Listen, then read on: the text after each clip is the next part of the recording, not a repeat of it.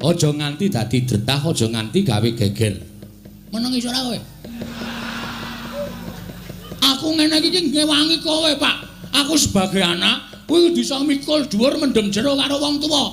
Nek bapakku diancam Semar, kowe gelem wangsulan apa ora? Ora gelem wangsulan tak ruda paripeksa. Kuwi aku minangka anak iki kudune cancut taliwondo. Mula kowe mikir aku. Ora sing meng tok peng-penge meng gareng karo Petro. Endi dok ngewangi kowe? Demeng mendono mripate cok. Ana kanan kaya ngene kanan genteng. Kaya ngene kok meng do meneng wae. Ndekno sing tok tukoke sarung meng Petro wae. Gareng tok tukoke pecis meng gareng wae. Aku blas ora tau tok kaya apa-apa. Ning saiki dadi bukti bahwa sing pancen sambelani karo Semar ki meng Mas Bagong. Kowe meneng aku ora iso meneng.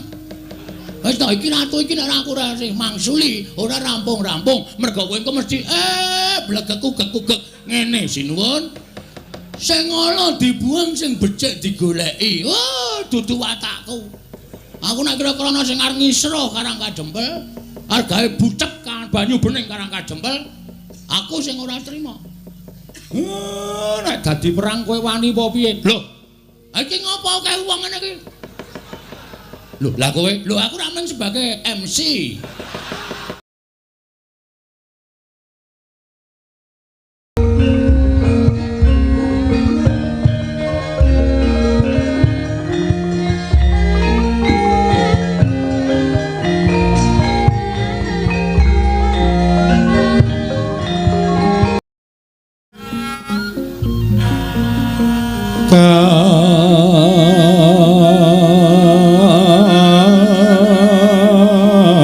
Tiuping maruta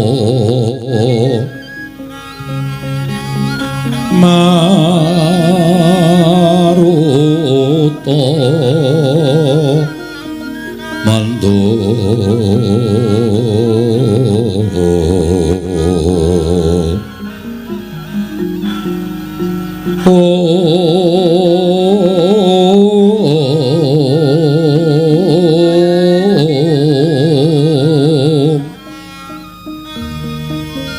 saparan mangambar kongas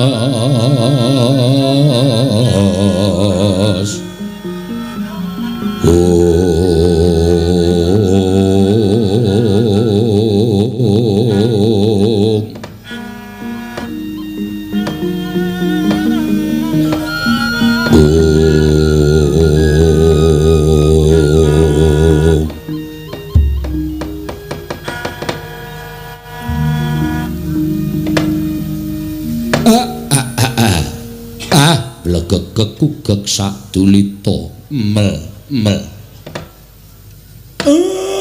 sasat kadidene kecukrukan wukir sari kelepaning samudra madu manah kula dene sawetawis wekdal ndara-ndara kula Pandhawa sami mesanggrah wonten ing Karang Kadempel menika mboten pangling sinuwun Ndarawati ingkang sesarengan sinuwun Mandura rawuh wonten ing Karang Kadempel. Ndara kula ngaturaken sembah pangabekti kula kunjuk nggih Den sinuwun Sri Prabu Bathara Kresna. Iya jagat waisane Bathara wayah Bathara jagat Kakang Semar ndak tampa tiba sepadha-padha prataku tansah pinanganing kawidadan niring sambikala adoh saka rubeda Kyai Semar aku ngaturake salam taklimku katur nggih kula tampi ndadosaken bombong raos sing manahipun ing abdipun Semar Badranaya sinuwun Mandura kula ngaturaken bekti kula kunjuk nggih Den jagat wasisaning Bathara wayah Bathara jagat Padhik Indrajala dewaku. Yo Kakang Semar wis tak tampa gawe bombong penggali ingsun ora liwat salam taklimku katur ngersaning Kakang Nayantaka.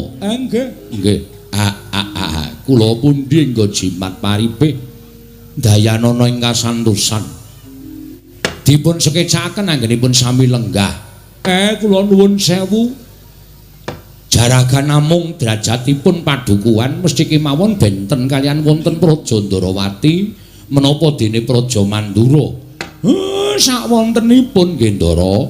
Iya Kakang Semar. Malah katon kepenak nggonku sowan ngersani Kakang Nayantaka. Ya Semar. Kaya sura kurang prayoga prataning Baladewa ana ing padukan Karang Kadempel dina samengko iki. Kakang Nayantaka. Nun sewu Koko Prabu.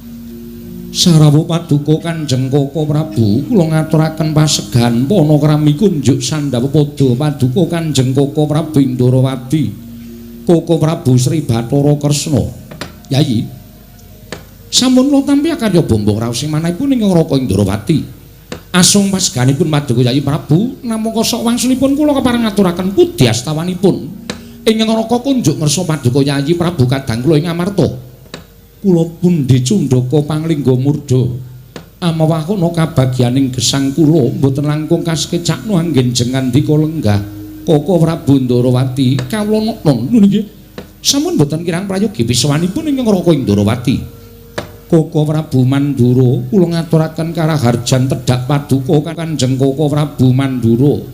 Yayi tansah pinaringaning kawidadan niring sambi kula sawanipun ing Raka Mandura durga mendhak kala sirna.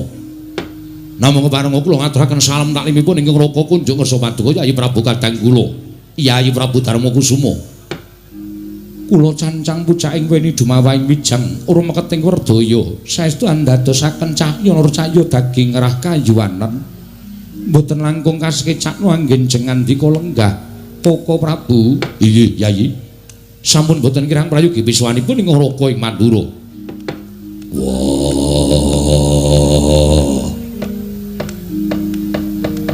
Kresna kakangku. Aku ngaturake sembahku katura Kresna kakangku. Sawetara wektu rawuh ana ing Karang Kadempel.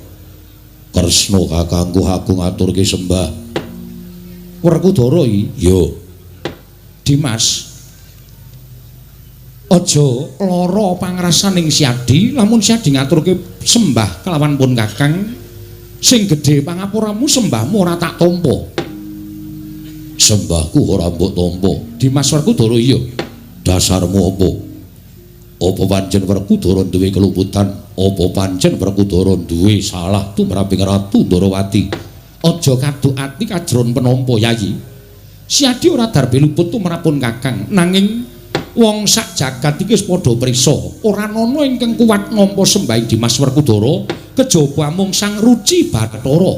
Ya kuwi dewaning Dimas Werkudara. Aja ta jamak lumrahing titah swantah.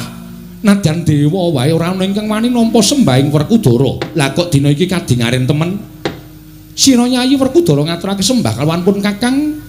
Mengko gek-gek sakwise pun Kakang nampa sembahing Werkudara, ana apa-apa ingkang tumanduk kalawan pun Kakang. Lak malah mbilaeni. Mula aja nganti ana apa-apa ing tumanduk kelawan pun Kakang, mula sembahing Werkudara ora tak tampa ya mung genepi marang darmaning wong tuwa kelawan bocah nom. Pangestuning pun Kakang tampan ana Werkudara. Ora sudi. Lho. Ora sudi nampa sembah pangestuning Kresna. Kowe ora gelem nampa sembahe bocah nom, tangeh lamun pangestune wong tuwa dayanana karo uripe Werkudara. Mula yen kowe ora nampa sembahe Werkudara, aja mangestoni karo Werkudara. Oh ngono, ya jeneng adil. Kowe wis ora gelem nampa sembahe Werkudara, aja mbok salahke yen aku ora nampa pangestuning Kresna. Ya wis. Ora ketang rada sesak penggaling pun Kakang, ora ketang rada tida-tida penggaling pun Kakang. Sembahe Werkudara tak tampa pangestuning pun Kakang tampan ana. Wenehna kono kapan-kapan tak jupuke. Kok sik to? Pangestu kok kapan-kapan dijupuk ki piye? Pangestu ora bosok, pangestu ora bakal mampu. Tresna nampa sembahe Werkudara kanthi tida-tida penggalihmu. Mula pangestumu tak tampani ya apik, ora ya ora apa-apa. Wis iku ora dadi berdondi. Wis tampanan sembahe Werkudara kanthi lega-legawaning ati. Dadak kok percaya ki apa Kresna? Koko Prabu, nyatanipun mekaten ingkang sampun kabiyawa nuntun jagat bilih sembahipun Werkudara menika awrat abata kaya ngapa sing jeneng Taruna nyembah kalawan Werda kuwi sak trepe. Kuwi jeneng nenggone tata krama lan nggone unggal-ungguh. Ngaten. Yo, wis tampanen. Inggih. Werkudara. Nggih. Sembahmu tak tampa lahir batin pangestuning pun Kakang Tampanana tak tampa lahir batin wis rampung lha iya bule kakangku aku ngaturake sembahku katur bule kakangku aku ngaturke sembahku katur Koko Prabu nggih panjenengan menika ngemutaken ingkang rayi kok panjenengan malah sajaipun damel perkawis gawe perkara apa? Werkudara ngaturaken sembah kok panjenengan mboten nampi pancen tak jarak. Lho, dipun jarak dos pundi? Lho, kowe ngerti dhewe to? Jenenge Baladewa ki pirang-pirang? Baladewa, Kusumawaning Pinto, Wasi Jaladara, Anampa Krasana kuwi jenengku kabeh. Moko sing jeneng Bule iki sirikaning pun Kakang. Lah kok disebut sak nggon-nggon? Mbok yo ngaturke sembah Baladewa kakangku aku ngaturke sembah ngono wae apik kok bula bule monggo kene iki dipresani piye akeh do ngerti yen to ciri getheke Baladewa ki bule Werkudara nggih kowe iki pancen jarak kok jarak piye bule iki rak sirikaning Koko Prabu to mbok yo aja disebut Koko Prabu Baladewa kula ngaturaken sembah utawa Koko Prabu Kakrasana kula ngaturaken sembah kuwi rak apik lah kok bule iki sirikaning Koko Prabu aja tok sebut sak nggon-nggon yen Siadi muni bule ngono kuwi tegese Siadi ki mirang-mirangke Koko Prabu wong sing jeneng bule kuwi sirikaning Koko Prabu Baladewa aja pisan-pisan kowe muni bule njaluk tulung balenono ping 1000 kas kene leren mana kuno bule Baladewa piye yen kowe ora sagu diundang bule aja gugat karo Werkudara lan aja ngluputke karo aku ning ngluputno karo sing gawe jagat ngluputno karo sing tumitah sarta sing nitahake kowe kena ngopo kowe digawe bule ngerti yo wong urip ning alam padang kuwi bungah susah bejo cilaka sugih miskin kudu ditampa kanthi ikhlas wujude apa wae kudu ngaturake syukur marang ngersaning Gusti mergo wis diparingi urip kowe diparingi urip wujude bule kok kowe ora trima yen ngono kowe ora percaya karo panguwasaning Gusti kowe ora duweni rasa percaya karo panguwasaning Gusti ngakarya jagat wis malah mejang ya wis tak tampa sembahmu pangestunipun Kakang Tampanana yo ndak gegem dadekake jimat prayogakno nggon mulenggah bule kakangku wila baleni meneh ya wis ora kurang kepenak Werkudara Koko Prabu sembah bekti kula kunjuk Arjuna tak tampa Koko Prabu Mandura sembah bekti kula kunjuk ya Janaka tak tampa nuwun sewu Ndara kaget manah kula para Pandhawa sampun sawetawis lenggah wonten ing Karang Kadempel teka Ndara sinuwun Dwarawati kaliyan sinuwun Mandura sumusul wonten ing Karang Kadempel menawi dipun keparengaken kawedharing kathah dumunten kababarna wigatosipun menapa ning menawi wadi tumraping para sentana utawi kawula Karang Kadempel monggo Den kula kanthi manjing saklebeting bali wisma pepanggihan catur nitra kalawan ingkang abdipun Semar Kakang Semar kula wonten dawuh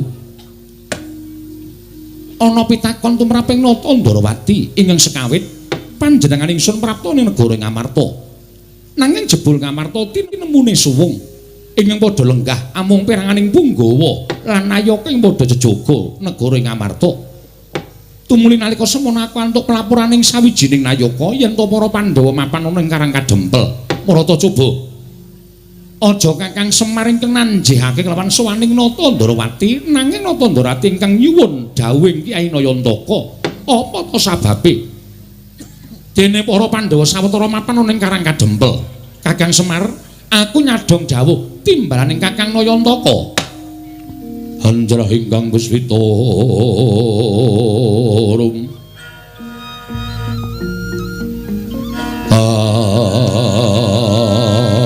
asiring samirana mrih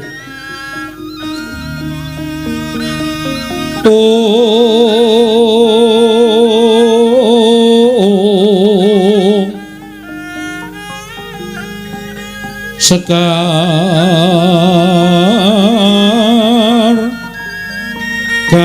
ngas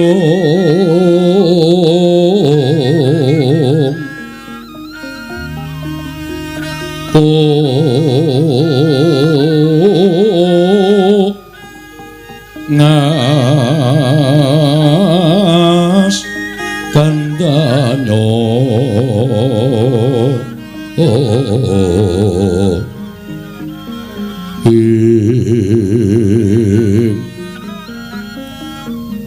maweh raras retnaning driya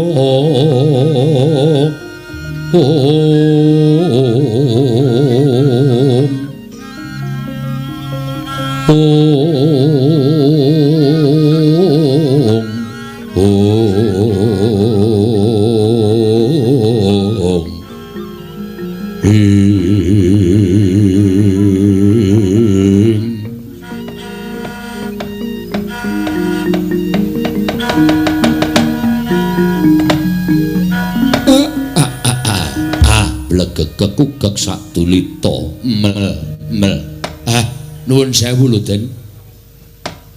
Wiwit sekawit kula wis nggraita nek ndara-ndara kula Pandhawa rawuh enten Karang Kadempel niki nek nganti kapireng dening Priyagung sami mestani nek Semar niku wong sing kemewat dening atase derajat kula menika namung batur, kula menika namung Panakawon kok kerawuhan ndara-ndara kula Pandhawa. Sinengga kula menika wong ngaleman ning nuwun sewu rawuhipun ndara kula Pandhawa menika mboten saking karep kula mboten. Kula kepengin rawuhipun ndara-ndara kula Pandhawa wonten Karang Kadempel niku ya ora. Ning sampun saptaari kelungguhan dinten sak mangke menika Pandhawa sami mesanggrah wonten ing Karang Kadempel. Lah menawi Ndara Kresna nyuwun dawuh utawi sinuwun Ndarawati kepengin pirsa menapa ta sebabipun dene ndara-ndara kula Pandhawa rawuh teng Karang Kadempel. Kula tak crita, kula mboten ajeng nambahi, kula ora arep ngelongi napa sing dumadi. Jujur lahir lan batin kula nek iso lati kalih atine Semar Makarti dadi siji. Yo, Kyai Semar. Aku percaya marang Kakang Nayantaka. Nggih, syukur. Naingaten Den. Mugi andadosna ing kawuningan. Saptaari ing kepengker ndara-ndara kula Pandhawa rawuh enten Karang Kadempel sareng sami kula tanjihaken apa ta sababe. Upami mbetahaken Semar rak sak boten-botenipun paring dawuh Semar niku ming batur. Kula sago ditimbali aja kok ing Wancirina nadyan Wanciratri kula sagah. Nalika semanten ndara-ndara kula sampun rawuh enten Karang Kadempel. Sinuwun Puntadewa ingkang paring dawuh. Dawuhipun sinuwun Puntadewa bilih wiwit Pandhawa kelampahan lan pikantuk kanugrahan wujudipun negari Ngendraprasta. Nalika wana marta sampun kababat sarta bangsaning Jim sampun sami teluk tumuli negari kababar kasat netra dados negarining titah sewantah ingkang nampi triman ndara-ndara kula Pandhawa. Iya. Nalika semanten ndara-ndara kula Pandhawa sawetawis lenggah dampar enten negari Ngamarta kaundhakaning praja mboten mantra-mantra mboten kados negari sanesipun nembe sekedhap kemawon sinuwun Puntadewa menika lenggah wonten praja Ngamarta gesangipun para kawula menika sami gesang kebak ing kanikmatan karukunan sami guyub rukun bandol rompol ruket dhateng kewajibanipun piyambak-piyambak tunggal cipta rasa karsa lan karyanipun harpa Ngamarta menika kathah pinten-pinten kapitadosan utawi kapercayan nanging sayuk rukun manunggal dados setunggal. Iya bener Kyai Semar. Kawontenan sing kados mekaten menika kepengin dipun indakaken kawontenan negari Ngamarta supados saya sae, saya sentosa, saya kondang kawenang lan saged ngayomi dhateng sagung kawula dasih ingkang sami mapan wonten ing Kutagara, ingkang sami mapan wonten ing Karang Pradesan lan ingkang sami mapan wonten ing Parden. Menika supaya saged ngraosaken kanikmatan ingkang sami boten dipun benten-bentenaken. Lah niating Pandhawa menika badhe ambangun negari Ngamarta. Ya lahir ya batin. Mengkono Kakang nggih. Nuwun sewu lho Ndara. Sampun ngantos gerah penggalihe. Kula wis matur, lah kok sami rawuh teng Karang Kadempel. Mongko nuwun sewu sing dadi pengayomaning Pandhawa menika Sinuwun Ndarawati. Semar ya dadi pamomong. Ning pengayom kalih pamomong niku tumrap Semar meh padha nek diucapake ning beda kewajibane. Iya. Pengayome sampeyan pamomonging Pandhawa kula. Sampeyan rawuh mriki kok ora nganti pengayom, Mbah, mengke nek wonten mboten trimane si pengayom niku rak kriwikan dadi grojogan geguyon dadi tangisan. Ning ndara-ndara kula Pandhawa paring dawuh mekaten, apa to sababe kok rawuh teng Karang Kadempel mergi kawiwitan bangun niku mboten kok perkara duweni bobrana picis sing akeh, duweni dhuwit sing pirang-pirang, wekasan bangun ing babakan lair lan batining kawula niku diwiwiti saka akeh ing brana picis mboten. Tumraping kula bangun negari menika diwiwiti manunggaling kawula lawan Gusti, tegesipun manunggaling para Pandhawa kaliyan para kawula supados raket penggalihipun manahipun para kawula caket kaliyan penggalihipun para pepundhen. Wekasan kawula menika rumaos dipun gatosaken dening para Pandhawa. Kawula nek rumangsa digatekke niku ora usah disoki brana picis, ora usah diwenehi bondo donya. Ning kawula mesti rumangsa kaya dipecut rasane rumangsa handar beni negarane wekasan cancut taliwonda bangun negarane. Mengkono Kyai Semar nggih. Mula sampeyan rawuh enten mriki niki nek pancen sampeyan ajeng nesu ampun dukani Pandhawa. Ning mang dukani Semar. Merga napa sing dipetung kalih para Pandhawa niku pancen bener. Wiwitan bangun niku ora kok saka Kutagara, ning yen bisa saka desa. Ya Karang Kadempel niki sing ajeng diwiwiti bangun negara Ngamarta. Mangke nek mriki pun kawiwitan saking mriki tumular tekan Kutagara, wekasan wewangunan menika saged rancak niring Sambikala. Jagat Dewa Bathara. Yayi, kula wonten timbalaning ngadhawuh Koko Prabu. Nuwun sewu. Mboten ateges kula badhe nglepataken dhateng Paduka Kyai Prabu dene Paduka mboten anjawil dhateng Raka ing Ndarawati. Namung sareng kula midhangetaken sabdanipun Kyai Naya. Yayi, kepareng sak mangke ing Raka ing Ndarawati mboten badhe kantun nedhi mbebantu dhateng bot repotipun kadang kula para Pandhawa. Nggih. Kyai Prabu Semantara ing Raka ing Mandura sareng kula midhanget sabdanipun Kyai Naya Ntaka. Malah sak mangke gumregah manahipun ing Raka ing Mandura nedhi mbebantu dhateng bot repotipun para Pandhawa.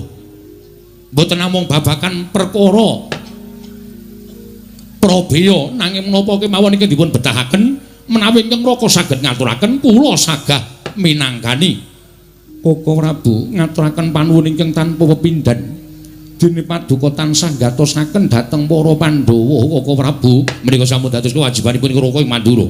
Nadyan kula menika awis-awis sowan dhateng negari Ngamarta, nanging pangraos kula lan para Pandhawa menika bebasan boten saged genggang sarikma.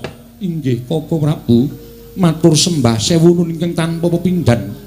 Malah sak mangke gandeng Koko Prabu Ndarawati miwah Koko Prabu Mandura sampun keparang rawuh wonten ing Karang Kadempel. Kakang Semar wonten dawuh kaya-kaya wis komplit sarta wis mathuk sarta gathuk pemangging para Pandhawa kelawan Koko Prabu Ndarawati mung ngenteni sabdaning Kyai Naya Ntaka. Mungguh bakal kepiye nggone miwiti Pandhawa nggone bakal mbangun negara Ngamarta Kyai Semar. Mangke riyen Den ampun kesusu kudu dipetung nganggo nalar sing ganep digelar lan digulung aja nganti tuna ing tembe mburine. Iya Kyai Semar. Mergi sabdanipun para sepuh sampun sami nyebataken pangendikanipun para pinter, pangendikanipun para ulah agama sampun paring dawuh. Sek sapa wonge kepengin gayuh kanugrahan, sinten tiyangipun ingkang badhe kedunungan kanikmatan kanthi anggayuh alampah prihatin lan tapa brata kados Pandhawa menika badhe ambabar utawi ambangun negari Ngamarta kanthi alampa prihatin wonten ing Karang Kadempel. Menika mangke menawi badhe kasembadan penjangkanipun tertentu sareng kalian pacobanipun. Lah sak mangke ngaten kemawon.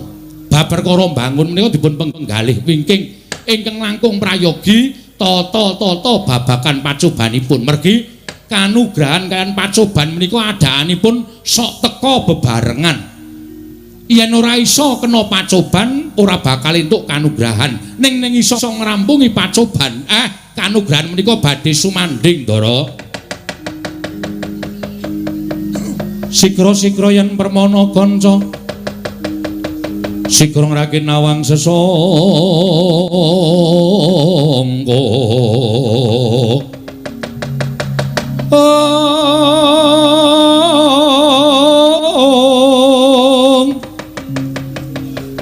Nalendra mbek marwa sing sang katriku mulung. Katriku mulung mangrempak ing wadya.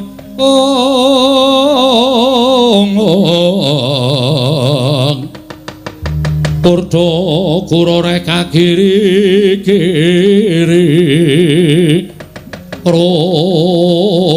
Nanggono magawya gelarira wang-wang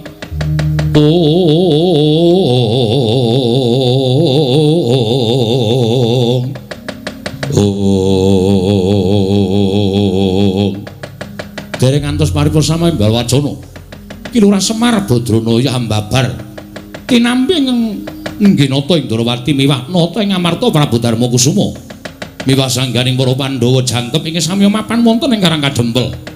Dadak sakala ing mangke gedher madaning padukuhan Karang Kadempel samya alok yen to ana Nalendra ingkang wantun miyak sagung kang samya sumewa manggah wonten ing Datulaya utawi wonten ing padukuhan Karang Kadempel. Drajak-drajak tanpa subasita akarya cingak kang samya mulat mangkono bae para kawula kanca biak-biak ana daya minggir dalu dalan.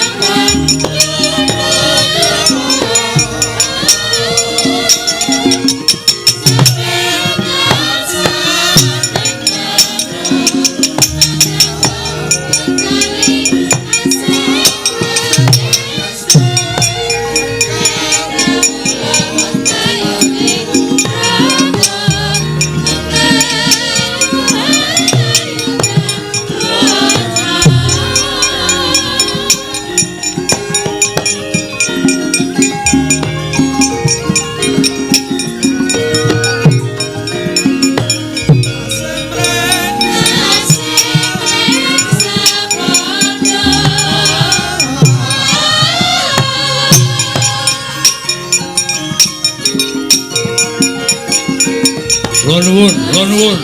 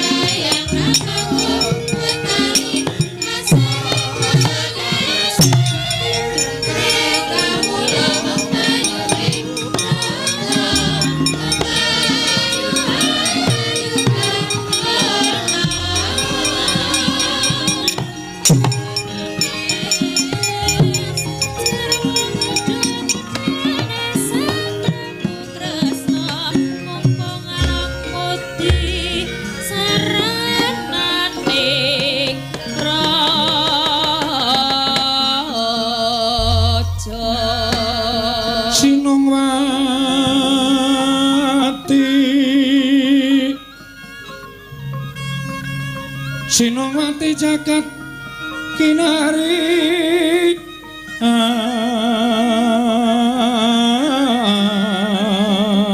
among mbak lumembak ombak ing samudra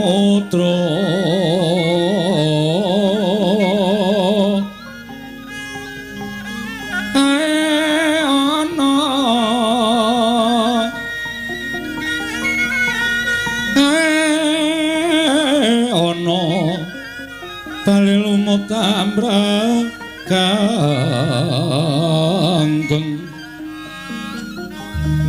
awita dencengan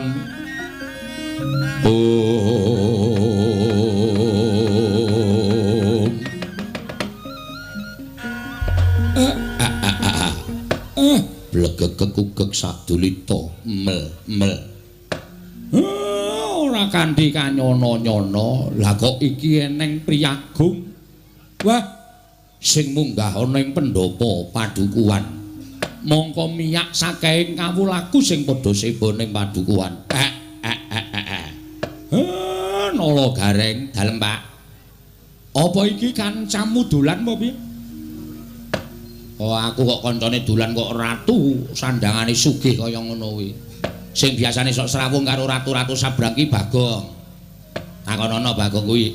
Bagong kowe iki kancamu apa dudu to Le? Oh cah edan lho. Bagong kuwi gugah kuwi. Wer. Kowe iki mah turu iki ngopo? Aku ki nek jejer iki males e. Ora gek limbukan. Wah, apa-apa kok limbukan ora. Jagongan ro piagung ki kaya rasane ki ora nyambung.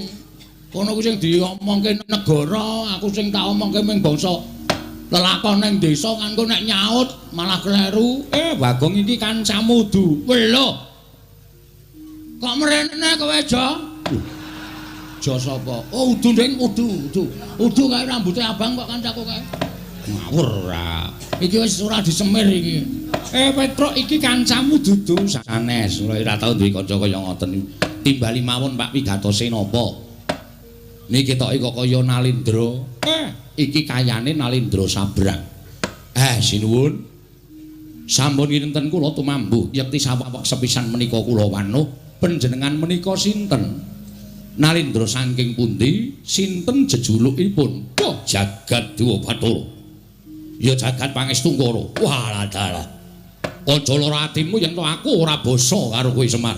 Merga derajatmu pancen bener. Jumbuh karo kondangmu yen to kowe derajating Panakawan.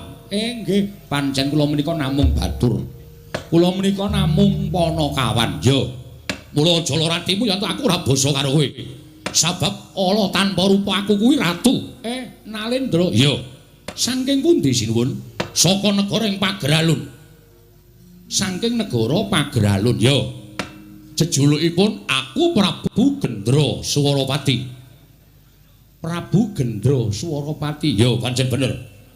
Apa bener kowe ingkang aran Semar? Nggih ning kaya ngeten niki sing jeneng Semar. Lah pripun to?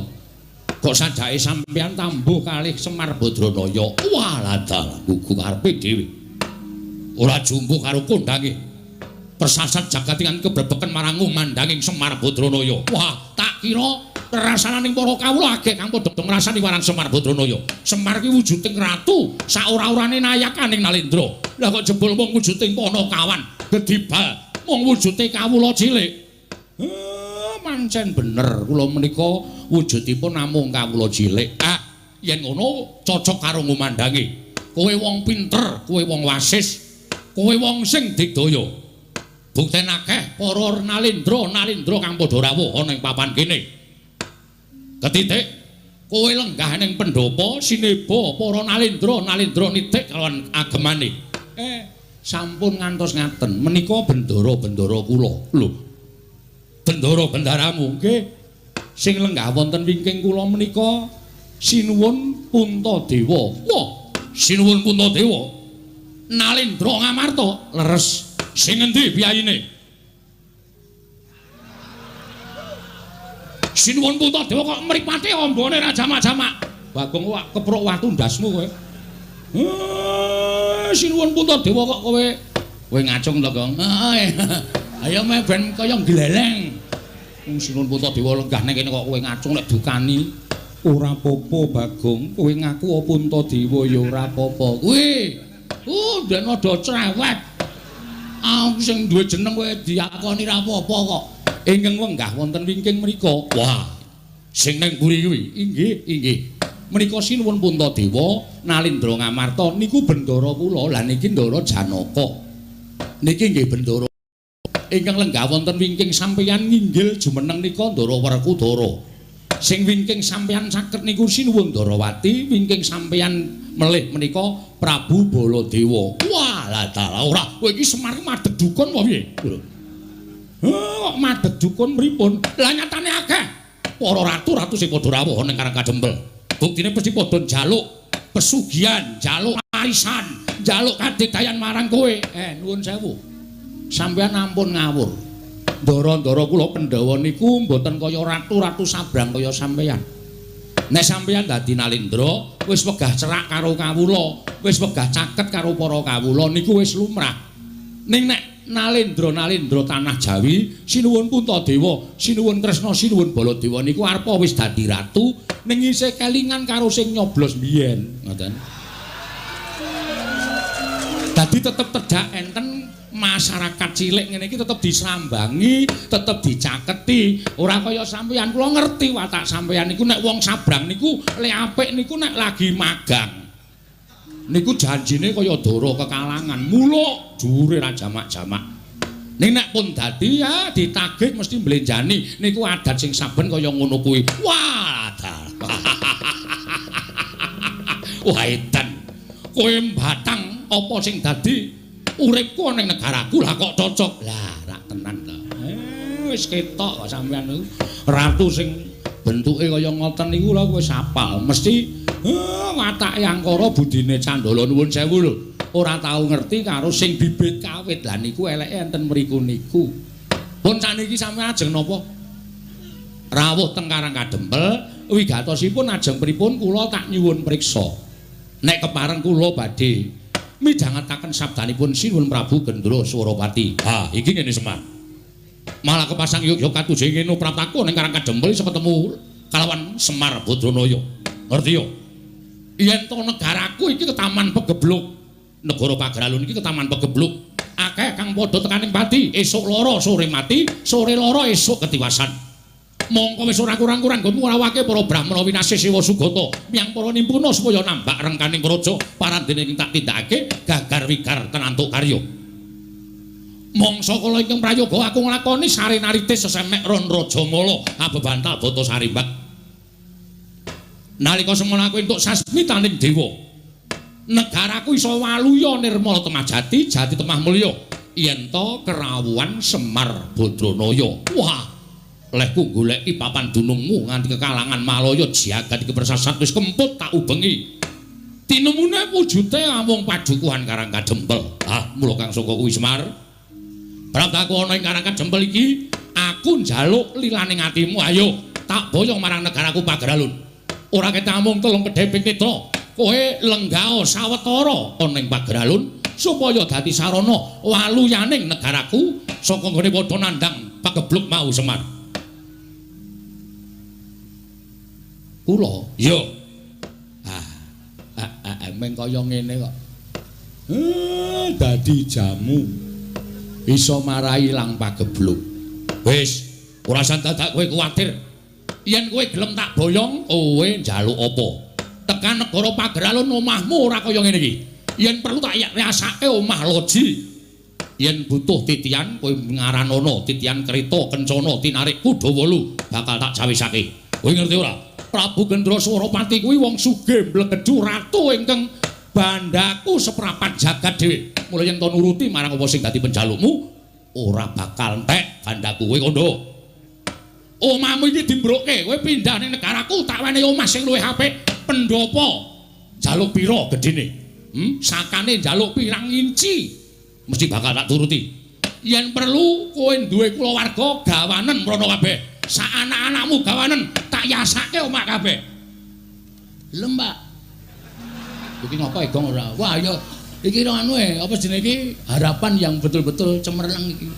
Harapan gelem bangane nang kene. Omahmu isih apik, omahe Petro isih apik, omahku wis dos.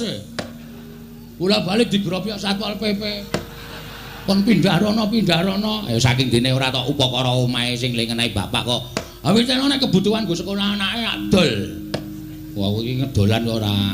Sono, anakmu piro? Tak yasake. Yen kowe butuh ijol dhuwit, kowe njaluk ijol dhuwit piro? Yen upama anakmu ora tok gawa marang negaraku, anak-anakmu lan bojomu ning kene kok ninggali dhuwit, kowe matura pirang triliun tak bayar kenceng. Waton kowe gelem tak boyong.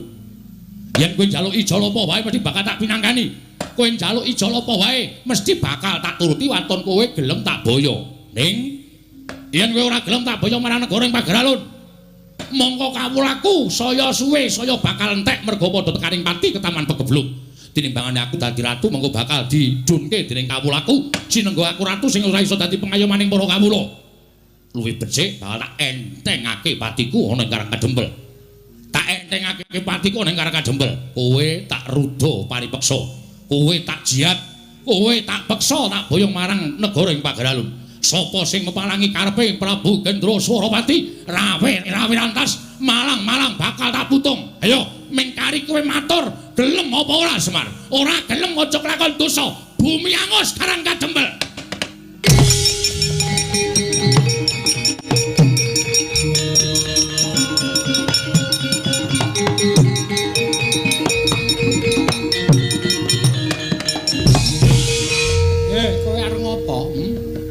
Kowe arep ngopo kowe? Sabar Bagong iki iso dirembuk. Aja nganti dadi dretah, aja nganti gawe geger. Meneng iso ora kowe? Aku ngene iki ngewangi kowe, Pak. Aku sebagai anak kuwi bisa mikul dhuwur mendem jero karo wong tuwa. Nek bapakku diancam Semar, kowe gelem wangsulan apa ora? Ora gelem wangsulan tak ruda paripeksa. Kuwi aku minangka anak iki kudune cancut Taliwondo. Mula kowe mikir aku ora sing mung tok pengpenge mung gareng karo Petro. Endi dong ngewangi kowe? Demeng mendonong mripate cok.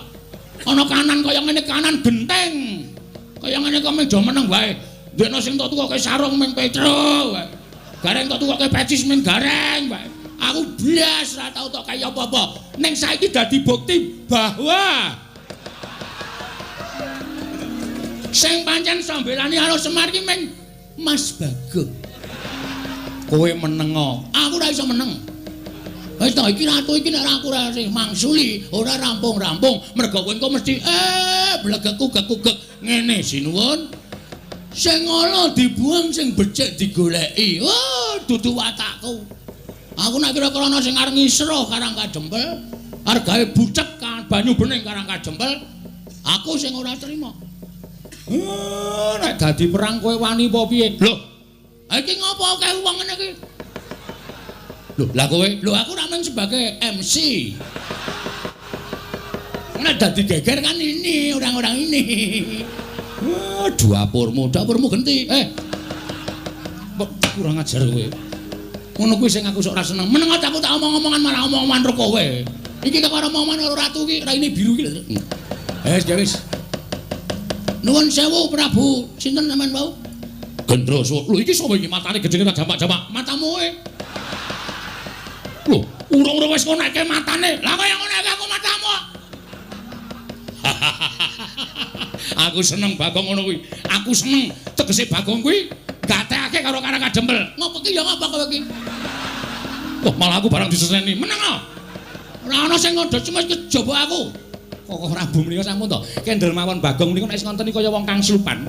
Kaya wis dinengke wae. Iki sapa? Anak ragile Semar. Lho, anak ragile Semar. Heeh. Sapa jenengmu? Bagong. Kowe tak jak sisan ning negaraku tak iyasake loji. Serius.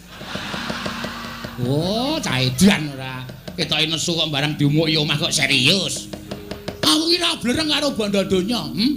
Aku arep kaya ngene iki, uripku kuwi miskin. Ngono. Nang aku kere. Dadi nek tak imingi-imingi bondo donya iki nggo ngopo? Wong urip ki ora kudu ngawula bondo donya. Wong urip ora kudu ngawula derajat pangkat. Sok neng kono iki ora ditakokke derajatmu apa, pangkatmu apa, bandamu pira, sing ditakokke kelakuan sing apik. Jangan tepuk tangan. Apa gunanya tepuk tangan tanpa saweran? Oh, panjen setan tenan kok. Berarti kowe bapakne setan. Hus. Ayo wis. Saiki ngene Mas. Sing jeneng ukume adile wong nyilih kuwi disilihi. Upama ora disilihi ya wis ora usah dadak meksa. Hukume wong takon diwangsuli. Wis ngono kuwi. Urip ning alam donya ki mung rong perkara. Takon diwangsuli, nyilih disilihi, padang peteng, mlebu metu, mati urip. Ngono. Dadi nek sampean ngongasake ning sampean sugih, aku wong sugih. Aku wong duwe. Ngelingono Mas, di atas langit masa ada langit. Sak sugih-sugih wong isih ana sing luwih sugih, mung sampean urung ditempokke karo wong sing luwih sugih karo sampean. Sak digdaya-digdayane wong isih ana sing luwih digdaya, mung sampean urung ditempokke karo wong sing luwih digdaya tinimbang sampean. Sak pinter-pintere wong isih ana sing luwih pinter. Ngono kuwi hukume alam wis berlaku. Nek kowe arep meksa karo Semar, ora iso, ana anake. Semar duwe kewajiban nang kene ora sak penake dhewe. Lho, yen ngono Semar ora gelem tak boyong ning Pageralun. Mesti ora. Semar ki ora tau gelem diboyong nang ndi-ndi arep dipameri brana picis. Semar ki ora tau gelem. Semar ki nek wis gelem sugih. Semar nang kayangan kok, ya Pak ya. Iki kakane Bathara Guru e, ha ta Pak? Iki Bathara dosen udu-udu. Udu dosen ora, ajare kakane Bathara Guru. Bathara Guru kae adikku.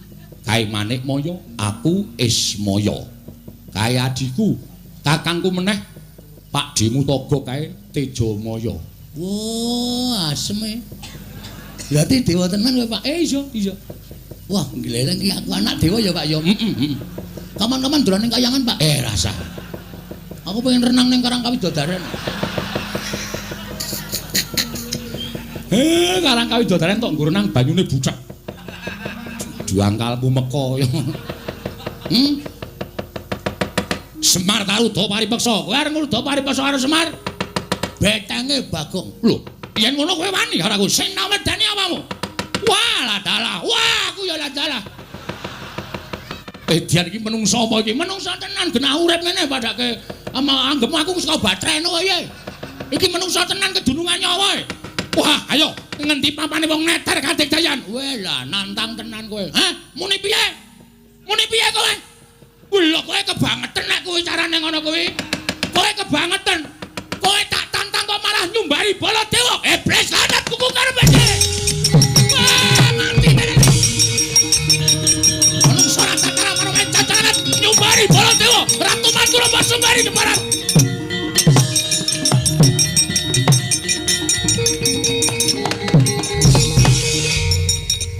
Kok muring-muring apa?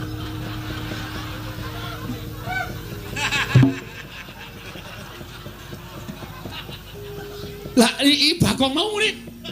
Bagong serobat muni. Muni piye kowe? Kowe tak tantang kok malah nyumbari Baladewa. Iblis lanat.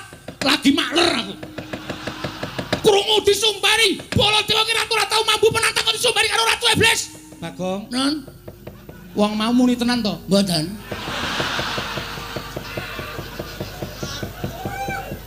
Bagong matur nek ora muni apa-apa.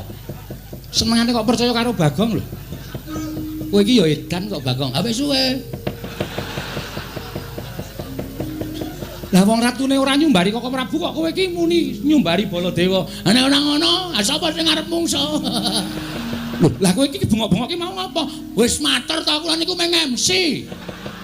Kula niku meng nantangke. Nek ora tak ngontenke Prabu Baladewa ratu mandang karya. Tur meleh kok Prabu menika kok ya manut karo Bagong. Oh iya ya aku edan kok ya. Lah aku ki ratu kok meng di Bagong bengok ngono aku kok njur nyeret ratu kae mau. Pun dilakoni mawon mboten apa-apa. Dirampungke sisan. Ratune metu sampean sing nyeret berarti dendame karo sampean. Wah, setan ya aku. Lah aku dadi digoleki mungsa karo Bagong. Ha iya. Lah ngopo nang kene tengok-tengok? Kancane do nyambut gawe kok meng tengok-tengok. Kowe wong edan tenan kok kowe iki senengane. Ora pisan ora pindho lho. Karaku ya ngono kok ya ta. Kelingan ora? Ora wis suwe. Merasa dieling-eling. Lho, wis tau dabusi Bagong. Nate lho, edan tenan kok Bagong iki. Lho, perkara kula menika nembe wonten Ngamarta. Lah kok Bagong iki mlayu-mlayu. Matur kaliyan kula. Nuwun sewu sinuwun. Ingkang garwa plak kapidara mboten ling Purwadasa. Kula wangsul bojo kula telu niku waras kabeh. Apa ora menungso ora tatanan ki? Aku iki gumen. Aku iki omong apa-apa ya dadi percaya. Omong aku kerep ngapusi ya, Tru. Heeh. Kok iso gampang dadi percaya lho. Pancen cedhis kok iki. Kowe iki gawe masalah. Gawe masalah piye, Pak? Ratu kae mesti ngamuk. Tantrimane ratu kae sapa sing arep nandangi? Lho, Sapa aku ora ngapa-ngapa? Lah sing nyarat sapa? lah rak tenan to malah ketiban awanget aku. Alah ora masalah. Wong biasane ya nesu-nesu ya. Ndara Werkudara, Apa? sampean lilo nek Semar diboyong teng pagar alun. Ora. Nek ora lilo ratu mau kudu mundur. Yo, aja kuwatir. Ah, krungu ra kowe. Iki kowe mengono wae dadi percaya Ndara Janaka. Apa Bagong? Sampean ikhlas kelangan Semar. Nganti mati aku ora bakal iso kelangan Kakang Semar. Nah, nek ana Semar diboyong wong, Aku ora trimo. nek ora trimo sampean kudu iso ngundurke ratu. Tak ajari mengko aja kuwatir. Nah. Iya. Ah, iki kabeh. Ndara Kresna ikhlas kelangan Semar. Ikhlas. Oh ya wis. Aku arep tok apusi ya ta. Cah pinter ya. Hus. Karo ratu kok cah pinter. Lah, napa? Kula wis matur to. Kanugrahan iku nek cepak cobane ya bakal ndang teko. Lah, Ndara Dasih ucape Semar. Mula wektu dina niki, nek pancen sami mboten ikhlas Semar diboyong teng pagar alun, kula njaluk Karang Kadempel kudu padhang. Kudu padhang nek mboten padhang nggih sampun. Wewangunan lahir batin sing ajeng dibangun teng negara Ngamarta niki mengke bakal ngrimpet nyandung merga ana menungsa sing jeneng Gendra Suwarawati. Kok Prabu Mandura? Nggih. Kedah tanggal jawab yo, tak tanggungi aja kuwatir. Yen mungsuh ratu kaya ngono kae mbok rangkep limo ora bakal tak pinggal unjat. Yen ngono gandeng aku wis dipasrahi Kresna. Mengko mundhak kesuwen ratu kae tak tututane Koko Prabu ing ngatos-atos ya Werkudara. Nggih. Melu aku. Yo, ayo tak derekke bareng kakangku jaluk pamitku. Werkudara sing ati-ati aja kaya bocah cilik.